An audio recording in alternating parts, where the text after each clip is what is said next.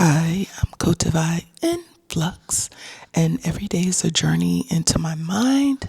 Gently, I welcome you to my imagination and the next season of my life. So, this morning I woke up thinking about that kids' song game we used to play. Head, shoulders, knees and toes, knees and toes. Head, shoulders, knees and toes, right? You like touch your head and your shoulders and your knees and your toes. It was so much fun, and you would do it on repeat. And every time you did head, shoulders, knees and toes, it was so much fun. And then you bring your friends in and y'all would all do that together and just repetition, repetition, repetition, right? So you may want to know, what does that have to do with art? Well, I'm about to tell you. So, one of the things I've learned in my art practice is repetition, and it does not always feel good. There is growth and muscle memory in repetition. It charges your mind to be consistent and to pick up on the things that are nuances that work really well for your art, and to pick up on the things that don't. Now, the challenge comes when you're trying to move those things that don't work out of the way. The challenge comes when, your muscle has that memory and you're trying to shake it off and do something different. Like right now, I'm in the process of trying to pivot some of my subject matter. I've been deeply playing with a bunch of different mediums, and I am having the hardest time just shaking it off. I can do the head, shoulders, but when I get to the knees and toes, I'm like, crap, I got to start over. Right? So learning to shift and pivot and change and not be head, shoulders, knees, and toes, but maybe be nose, elbow, ankle, something else. And so that pivoting in art, that shaking loose of muscle memory is really, really difficult. And sometimes it's not the physical muscle memory. Sometimes it is. Sometimes it's that mental muscle memory. Like your brain is so trained in doing things a certain way, in rendering figures a certain way, in stylizing landscapes a certain way, rendering the hand a certain way, drawing animals a certain way. You've so ingrained and locked in this file in your brain, you can't shake it loose. And I know because I'm dealing with it right now, and I am like, what is going on? This should not be this hard, but it is, right? Because I can do head, shoulders, knees, and toes, or the alphabet song, or the birthday song, which ironically enough is the same tune, or anything you've committed to memory or spent time learning and honing. It can be a challenge to just shake it loose. It sounds really easy. Like, well, if you want to do something else, just do something else. It is not. I've been having so many internal conversations with my creative self while I've been here. Me, that little inner child, girlfriend don't want to let go. And so I'm having to truly, truly step outside of anything that feels comfortable to me and challenge all of those uncomfortable things to see if I can become something different creatively than what I've always been.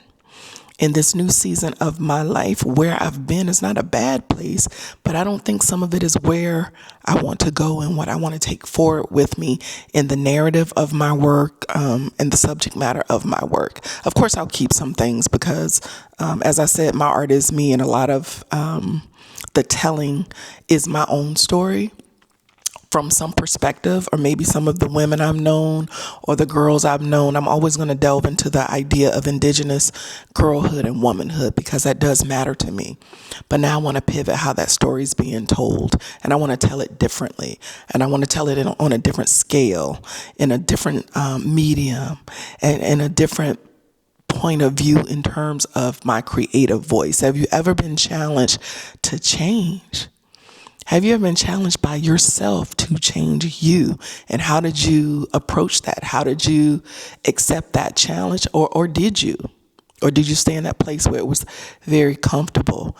I fully am so happy when I head, shoulders, knees, and toes. I can let go of some of it, right? I don't have to keep what I've known just because I've known it. I'm okay with not accepting what has always been and moving into the unknown. Because sometimes creativity is a creative abyss. You jump down into that pool of or vat of whatever the unknown is, not knowing if you'll come out on the other side, and if you do, what's going to come with you. So I have really, it's raining today, y'all. It's beautiful, but it's raining. And so this is forcing me to, okay, not go for that walk. I love going for a walk every day. It's been good, but I need to sit with myself. And I acknowledge I've been avoiding it for the last few days. I've been avoiding the fact that I don't know what to do. And so when I woke up this morning, I prepared some food, of course, because that's going to always be a medium. Like, I don't know what to do. Put your hands in some dough. And so I started there. I nourished my body. I drank some water. I sat for a minute. I put on some music. And then I just began not knowing what was going to come out. And right now I'm doing something I really loved. But I stepped away to make this video because it was like, wow, this feels so deep and profound for me in this moment. I don't care about how it's going to be received for others, but it's been meaningful to me. So what I really realized in, kids learning all those hand games and head, shoulders, knees, and toes and double Dutch song and hand games with jacks, which I hope kids still do, is not just muscle and mind memory, it's ritual, right? That knowing if and I just was relearning how to double Dutch earlier this year and last year. If I jump left, right, and trust that the people turning the ropes are going to meet me, then that allows me to really put forth my best effort, right? I also, last year, not being a strong swimmer, because I almost drowned when I was a kid, learned how to swim, and they had me diving in 7 feet of water.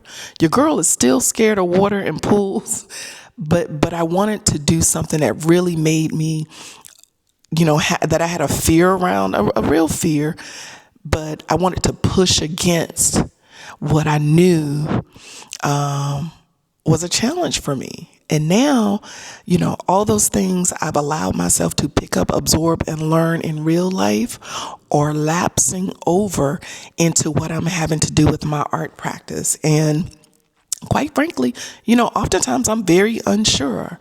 I might be like toes, elbows, shoulders, knees, head, nose. Like sometimes I'm very unsure. And so I'm going back and forth about what it is I'm creating. And then there are just the days I wake up and I'm like, are you really an artist? Then I'm like, oh yeah, girl. You're an artist, you're a maker, you're creative, even on the days you don't feel like it.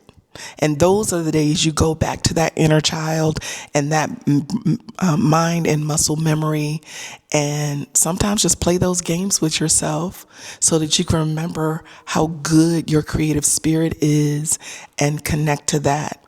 So you can pull from what you know, add to it the abyss and the unknown, and step boldly into what's next.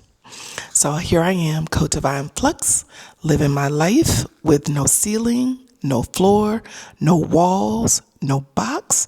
If you've enjoyed this talk, please like, subscribe, and if you feel so inclined, please share.